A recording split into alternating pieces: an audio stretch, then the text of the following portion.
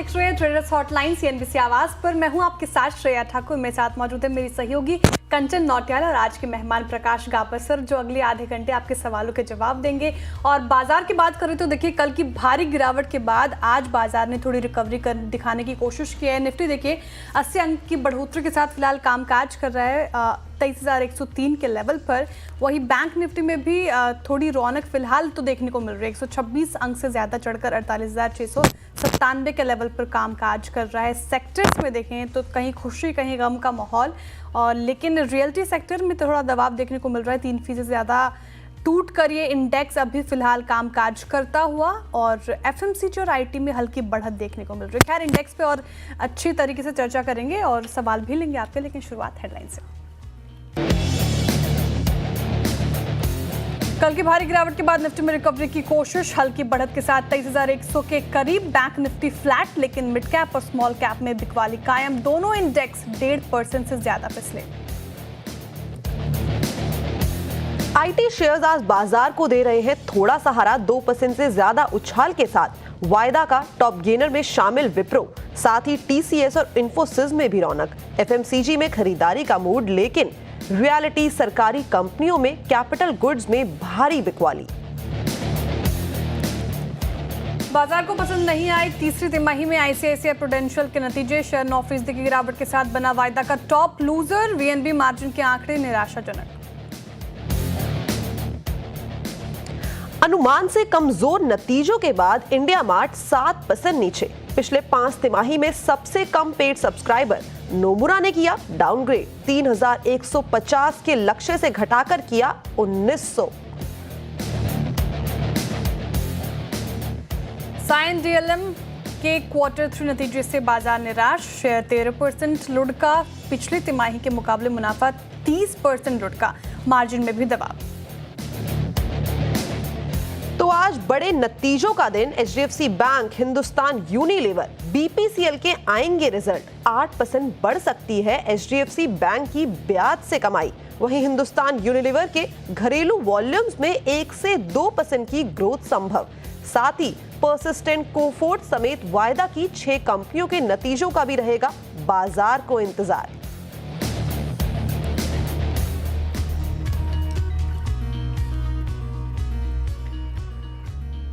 तो आज है हफ्ते का तीसरा कारोबारी दिन। इस टाइम पे अगर निफ्टी की चाल देखी जाए तो एक रेंज में वो ऊपर नीचे अप डाउन कर रहा है। जैसे कि इससे पहले वाले शो में अनुज सर भी बोल रहे थे कि इस टाइम पे बाजार में क्या करना चाहिए और क्या करा जाए, थोड़ा सा इस टाइम पे बात करने के लिए कम है। लेकिन आज काफ़ी इंपॉर्टेंट दिन है, बिकॉज आज एचडीएफसी बैंक, जैसे कि हमने हेडलाइंस में भी मेंशन किया है, नतीजे आने वाले हैं बैंक दिग्गज के। एफएमसीजी का दिग्गज हिंदुस्तान यूनिलीवर भी आज अपने नतीजे जो हैं वो पेश करने वाला है। तो देखते हैं कि किस तरीके का रिफ्लेक्शन हमें देखने को मिलता है, क्योंकि अगर पूरे ही अर्निंग सीजन की बात करी जाए तो थोड़ा सा ठंडा अर्निंग सीजन हमें Q3 देखने को मिला है। लेकिन अब बात कर लेते हैं कि निफ्टी की आज बाजार का हाल किस तरीके का देखने को मिल सकता है। ये तो सिर्फ प्रकाश गाबा सर ही हमें बताएंगे। गाबा सर नमस्कार, कैसे हैं? बहुत बढ़िया। मुझे आपकी आवाज सुनकर लगता है कि आपको सर्दी है। मुझे साइनस है सीवियर। बिल्कुल, देखिए पूरे देश को पता पड़ जाता है जी। गाबा सर, कैसा लग रहा है बाजार का मूड, माहौल? ऐसा है कि अब तक वीकनेस है मार्केट में। ये एक्सपेंशन कॉन्ट्रैक्शंस होते रहेंगे, वो उसका काम है, उन्हें करने दीजिए। लेकिन अगर आज का जो बना हुआ वो टूटा तो भारी गिरावट आएगी। जो भी अपमूव मिलेगा उस पर डाउट है। निफ्टी की बात करें स्पेसिफिकली, निफ्टी फ्यूचर्स की बात करें तो स्ट्रॉन्ग रेजिस्टेंस करीब 23,300 के आसपास है। और बैंक निफ्टी में कह सकते हैं पॉसिबली अराउंड 49,000 एक स्ट्रॉन्ग रेजिस्टेंस जोन है, वो पार करना जरूरी है। अगर नहीं करता तो जो भी अपमूव मिलेगा उसको मैं डाउट करूंगा।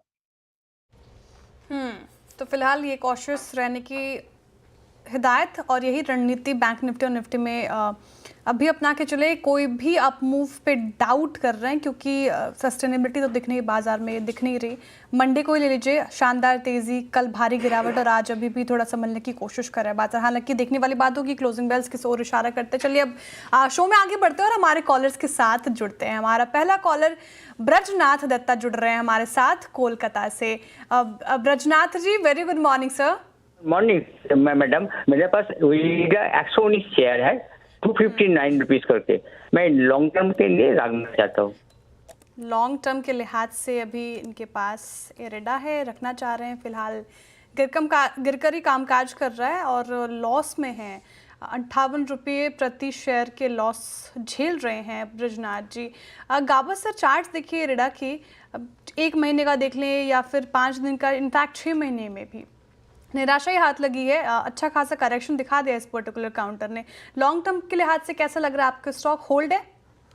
मेरे ख्याल से होल्ड होना चाहिए, क्योंकि जहां से लिस्टिंग हुई है उसके हुआ था करीब 50 के आसपास, फिर देखा हमने 300 मूव।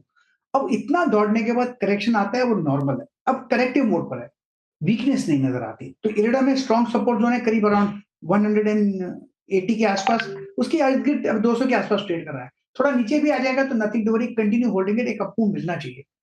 अब तक स्ट्रक्चर स्ट्रांग है, वीक नहीं है, तो इसलिए मैं होल्ड करने की सलाह देता हूं। ओके, तो इरेडा में है होल्ड करने की सलाह। आगे बढ़ते हैं, हमारे जो अगले दर्शक हैं गाजियाबाद से हमारे साथ जुड़े हैं, सौरभ जी। सौरभ जी नमस्कार, क्या सवाल है आपका? गुड मॉर्निंग मैडम, मेरा सवाल एक है, बीपीसीएल का 250 शेयर है, 267 पे बाई किया है, क्या करना चाहिए इसमें सर मैडम? ओके, नतीजे भी आ जाने वाले हैं बीपीसीएल के। अगर नतीजे का प्रीव्यू देखें तो प्रीव्यू तो स्ट्रॉन्गर साइड पे ही दिखाई दे रहा है कि नतीजे अच्छे आने की उम्मीदें हैं, लेकिन देखते हैं नतीजे आने के बाद ही पता चलेगा कि पास हुआ टेस्ट या फेल। लेकिन इस टाइम पे हमें गिरावट डेफिनेटली शेयर के अंदर देखने को मिल रही है, लेकिन जो बाइंग प्राइस है वहां से ये करीबन 12 रुपए ऊपर है। गाबा सर, क्या एक्सपेक्ट करें? मुझे पता नहीं इनका नजरिया क्या है। अगर मेरे पास ये स्टॉक होता और मैं प्रॉफिट में होता तो मैं निकल जाता, क्योंकि हायर रीजन्स पे बीपीसीएल में जो स्ट्रक्चर नजर आता है वो वीक नजर आता है। मैं तो बोलता जो मिला मेरा, बाकी सपना। ठीक है, फिलहाल ये रणनीति आपको बीपीसीएल में अपनानी चाहिए। नज़रिया पता नहीं था, अगर कावासा के पास होता तो वो निकल जाते स्टॉक से। ठीक है, कुछ और सवाल लेते हैं, जैसे हमारे कॉलर्स जुड़ेंगे उनसे मिलेंगे। लेकिन गाबा सर, स्टॉक देखिए आप, इन्फोसिस आज गिरते इनफैक्ट इन्फोसिस आज संभाल ही रहा है बाजार को। तेज़ी देखने को मिल रही है इस आईटी सेक्टर के इस पर्टिकुलर काउंटर में, 2% के करीब तेज होकर कामकाज कर रहा है। इन्फोसिस पे क्या रणनीति रहेगी फिलहाल? जिस तरीके से इसमें गिरावट देखने को मिली थी पिछले कुछ दिनों में, बेट लगाया जा सकता है यहाँ पे? बिल्कुल ऐसा है कि बेसिकली इसका चार्ट स्ट्रक्चर पॉजिटिव है। इसमें हमने करेक्शन भी देखा, 2000 देखा, फिर 1800 भी लो देखा है। 1800 एक स्ट्रॉन्ग साइकोलॉजिकल सपोर्ट है, 200 मूविंग एवरेज, जहां से एक बाउंस मिला है, 3 दिनों से ब्रीच नहीं हुआ। जब तक वो सस्टेन करता है फिर एक अपमूव की हम उम्मीद कर सकते हैं।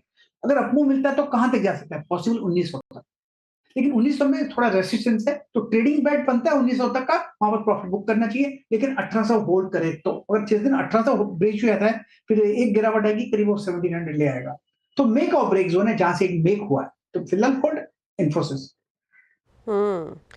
तो ये थी राय आईटी दिग्गज इन्फी के ऊपर। चलिए आगे बढ़ते हैं, और जो हमारा रिवाज है बात करना अपने दर्शकों से, उसकी ओर चला जाए। हमारे साथ बिहार से कुणाल जी जुड़े हैं। कुणाल जी नमस्कार। नमस्कार मैम, आप दोनों का बहुत बहुत शुक्रिया जी, और थैंक यू सर। आपका सवाल? आपके लिए स्पेशल शुक्रिया मैम, क्योंकि गावा सर से आज मेरा क्वेश्चन का क्वेरी होगा।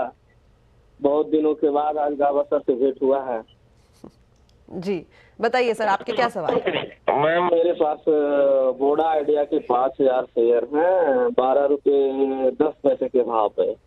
ओके। और मैम मार्कोटेक और त्रिवेणी टरबाइन में एंट्री लेना चाहता हूँ, क्या करूँ? त्रिवेणी टर्बाइन और दूसरा कौन सा बोला आपने? मार्कोटेक डेवलपर। ओके, लोडा। ठीक है, शुरुआत करते हैं वोडा के साथ। वोडा वैसे भी हमेशा सुर्खियों में बना रहता है और खास कवरेज हमारे चैनल में भी यहाँ पे की जाती है। अभी रिसेंटली वोडाफोन आइडिया ने क्लैरिफिकेशन भी दिया था कि रिलीफ को लेके अभी कोई भी ऑफिशियल स्टेटमेंट नहीं आया है। दो आज तो इसमें एक अपटिक हमें देखने को मिल रहा है, स्लाइट अपटिक जिसे हम बोल सकते हैं, not a major change.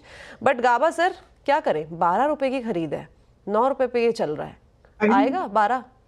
I think last week भी हमने बात की थी, आइडिया पर ये सवाल था, और मैंने कहा था idea is not a good idea. अगर मेरे पास होता मैं तो निकल जाता, क्योंकि मैं कहूंगा ये लेना है इसी स्पेस में तो फिर भारती क्या खराब, रिलायंस क्या, जियो क्या खराब है? तो मतलब वो भी तो वहां पर प्ले है टेलीकॉम का, छोड़ दीजिए।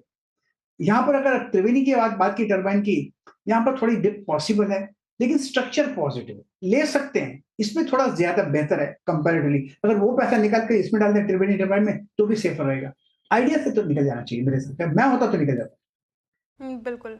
जिस तरीके से वोलेटिलिटी इस पर्टिकुलर काउंटर में देखने को मिली, इनफैक्ट कल की ही बात कर रहे थे हम, कल जैसे ये काउंटर अपनी चाल दिखा रहा था, आज भी देखिए काफ़ी ज़्यादा रिस्की। और जैसा कि हम लगातार अपने दर्शकों को बता भी रहे हैं हमारे गेस्ट के माध्यम से और हमारे मैनेजिंग एडिटर के माध्यम से कि वोडा आइडिया फ़िलहाल अभी दूरी बना के रखनी चाहिए इस पर्टिकुलर काउंटर से। और टेलीकॉम स्पेस में देखें तो भारतीय एयरटेल अभी एक बेटर प्ले लग रहा है फ़िलहाल। ठीक है, अब अगले सवाल की ओर बढ़ते हैं और MK सिंह जी हमारे साथ जुड़ रहे हैं कोटा से। MK Singh ji, very good morning sir. Good morning. Good morning. जी सर, आपका सवाल। Yeah, I'm holding it ITC at the rate of 205.16. 100 quantities there, but I'm worried about this demerger. Kindly advise.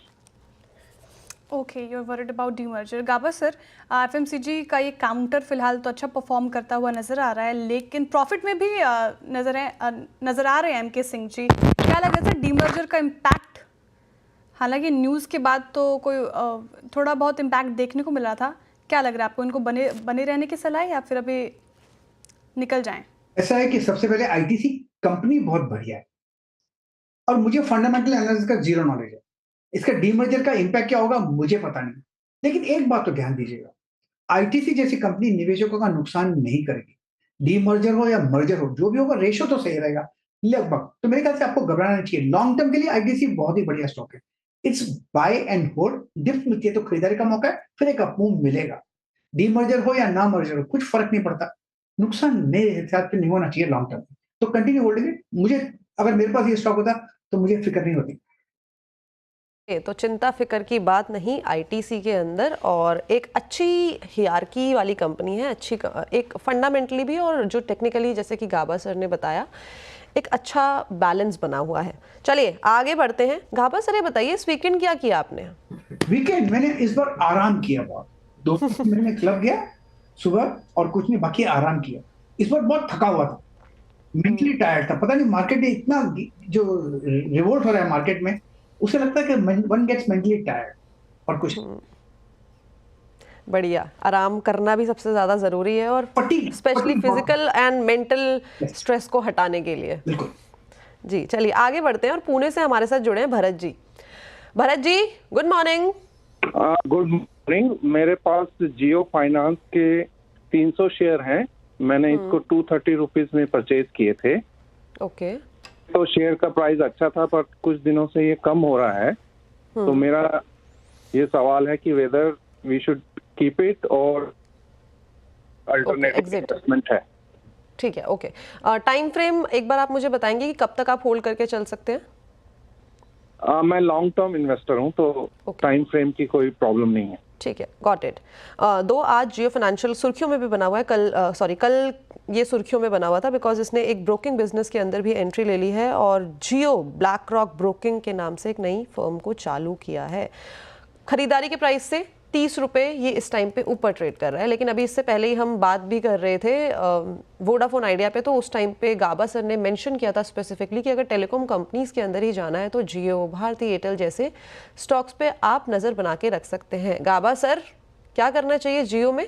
इनका नजरिया लॉन्ग टर्म का है, फिर क्या बताना। होल्ड कीजिए। आपने, मैंने देखा है, इतने साल हो गए मुझे, रिलायंस में जो भी इन्वेस्टर है उनका कभी नुकसान नहीं हुआ है। हाँ, ट्रेडिंग में लॉस कर सकते हैं आप, गलत एंट्री गलत एग्जिट में। अगर आप निवेशक हैं लॉन्ग टर्म के लिए, आपका मुनाफा ही होगा, नथिंग टू वरी। अभी आपको डिस्क्लोजर देना पड़ेगा। ठीक है, तो जी डिस्क्लेमर हमारी तरफ से कि जियो फाइनेंस हमारी रिलायंस कंपनी की ही ऑब्वियसली पार्ट है और रिलायंस हमारा पेरेंट कंपनी है, तो कोई भी इसमें खरीद फरोख्त अपने फाइनेंशियल एडवाइजर की सलाह के साथ ही ऐसा करे। अब अगले कॉलर की तरफ चलते हैं और सैयद अजहर जी हमारे साथ जुड़ रहे हैं औरंगाबाद से। सैयद जी, शुभ प्रभात, कैसे हैं आप? मैं बढ़िया हूँ जी सर, आपका सवाल। मेरे पास हमारा राजा एनर्जी के 47 शेयर्स हैं 1350 के रेट पे। ठीक है, तो कब तक आप होल्ड करके रखना चाह रहे हैं इसे? मैं 5 ईयर तक होल्ड कर सकता हूँ। ठीक है, 5 साल के नज़रिए से पूछ रहे हैं गाबा sir. Amaraja energy and mobility ये स्टॉक, और फिलहाल तो ये लॉस में नजर आ रहे। 1350 की इनकी खरीद 1065 के लेवल पे कामकाज करता हुआ लगभग 3% की गिरावट आज भी झेल रहा है। ये चार्ट्स क्या इंडिकेट कर रहे हैं आपको? 5 साल के नजरिए से अच्छा लग रहा है आपको ये स्टॉक? कंपनी तो अच्छी है लेकिन शॉर्ट टर्म में वीकनेस है। अब ट्रेड कर रहा है 1065, 1000 एक साइकोलॉजिकल सपोर्ट बन सकता है और शायद वो टूटे भी। अगर ऐसा कुछ होता है तो करीब 900 भी आ सकता है, लेकिन लॉन्ग टर्म के लिए स्टॉक बढ़िया है, तो नथिंग टू वरी अगर आपका नजरिया लॉन्ग टर्म का है तो क्या घबराना, फिर होल्ड कीजिए। कंपनी अच्छी है, स्पेस अच्छा है। राजा पे, लेकिन सोर्सेस की तरफ से एक एक्सक्लूसिव खबर सीएनबीसी आवाज आपके लिए लेके आया है। आज कैबिनेट और सीसीईए की बैठक है, जहां पे 2025-26 में सीजन के लिए रॉ जूट की जो एमएसपी है उसको बढ़ाने के लिए फैसला लिया जा सकता है। पूरी की पूरी डिटेल लेते हैं लक्ष्मण सर से। लक्ष्मण सर जी, दरअसल जो मुझे सूत्रों से जानकारी मिली उसके मुताबिक अब से कुछ ही मिनटों में कैबिनेट और सीसी यानी cabinet committee on economic affairs की बैठक तो हो रही है, और उस बैठक में जो सबसे बड़ा फैसला हो सकता है वो है रॉ जूट की एमएसपी यानी न्यूनतम समर्थन मूल्य बढ़ाने का। और ये न्यूनतम समर्थन मूल्य यानी एमएसपी जो रॉ जूट की बढ़ाई जाएगी वो सीजन 2025-26 के लिए बढ़ाई जाएगी। और फिलहाल ये जो एमएसपी है वो 5,335 रुपये प्रति क्विंटल है, और पिछले साल बता दो कि यहाँ पे 285 रुपये प्रति क्विंटल की बढ़ोतरी की गई थी, और शायद इसी तर्ज पे इस बार भी ये बढ़ोतरी की जा सकती है। ये खासतौर से TDN 3 कैटेगरी होती है जिसका इस्तेमाल होता है इंडस्ट्री में, उस रॉ जूट की कीमत बढ़ाई जाएगी। इस रॉ जूट का इस्तेमाल कॉटन के कपड़े बनाने में, बैग बनाने में काफी ज्यादा किया जाता है। तो आज एक महत्वपूर्ण फैसला कैबिनेट की बैठक से निकल के आ सकता है। जी, तो एक महत्वपूर्ण फैसला हमें कैबिनेट से आता हुआ दिखाई दे सकता है। Thank you so much Lakshman sir, ऐसी एक्सक्लूसिव हमारे तक लाने के लिए और हमारे व्यूअर्स को ये सारी की सारी इन्फॉर्मेशन देने के लिए। Thanks a lot. तो चलिए, हाँ, एक चीज़ मैं यहाँ पे करेक्ट करना चाहूँगी। अभी बात चल रही थी जियो फिनेंशियल की, वो मैंने गलती से जियो की बात कर ली थी, तो मैंने उसे टेलीकॉम कंपनीज में जोड़ लिया था, तो वो मेरी मिस्टेक है, वो मैं वापस से करेक्ट करना चाहूँगी। वो बात हो रही थी जियो फिनेंस की। तो चलिए, अब वक्त हो गया एक छोटे से ब्रेक का, और लेकिन ब्रेक के बाद वापस से ट्रेडर्स हॉटलाइन में। Welcome back. आप देख रहे हैं ट्रेडर्स हॉटलाइन सीएनबीसी आवाज पर। अब चलिए हम जुड़ते हैं हमारे सोशल मीडिया व्यूअर्स के साथ, कॉलर्स के साथ जो इस वक्त हमारे साथ बने हुए हैं और इस शो को, सीएनबीसी आवाज को बहुत देखते हैं, पसंद करते हैं और प्यार देते हैं। सवाल लेते हो यूट्यूब से। हमारे व्यूअर हैं, यूजर नेम इनका बड़ा टिपिकल सा है, अपर सर्किट जी। जोमेटो पे पूछ रहे हैं ये, गाबा से जोमेटो रिजल्ट खराब, उसके बाद ब्रोकरेजेस मिक्स्ड, जोमेटो कल भी गिरा, आज भी गिर कर काम काज कर रहे हैं। इनफैक्ट रिजल्ट जैसे ही आया उस दिन भी बाजार ने रिएक्ट कर दिया था इस खबर के ऊपर ही। आज भी 3% की गिरावट के साथ ये काम काज कर रहा है 208। इस लेवल पर खरीदना सही रहेगा? बिल्कुल नहीं खरीदना चाहिए। जोमेटो का जो स्ट्रक्चर है वो वीक है। इंपॉर्टेंट सपोर्ट था 250, वो ब्रीच हुआ, उसके बाद जो गिरावट आई है लाइक अ वाटरफॉल। मुझे लगता है लोअर लेवल करीब 175 भी पॉसिबल है। जब तक इसमें स्ट्रेंथ नजर नहीं आती तब खरीदना चाहिए, वरना तब तक उसको छोड़ देना चाहिए, ignore. I think ignore is the best thing to happen in Zomato. तो ये थी राय जोमेटो पर। अब बात करते हैं ग्रो और सीएनबीसी आवाज की एक खास पहल की।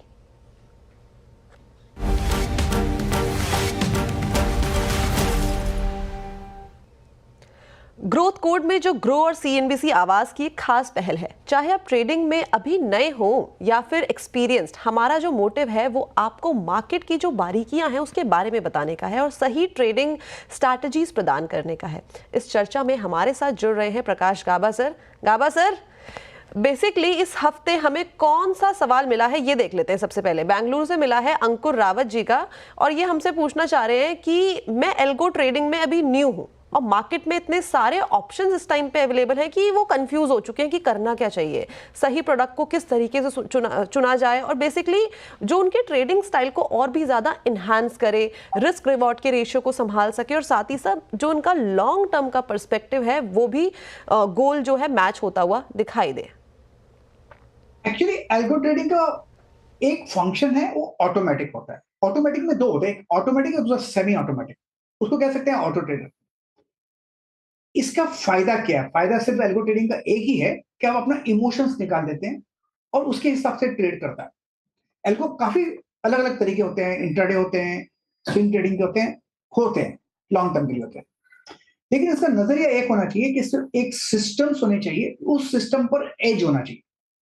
अगर हम उस एज को प्ले करें over a period of number of trades, not by trade basis, but over a number of trades, 100 trades और 200 ट्रेड्स, जिसमें एक पॉजिटिव इंपैक्ट हो।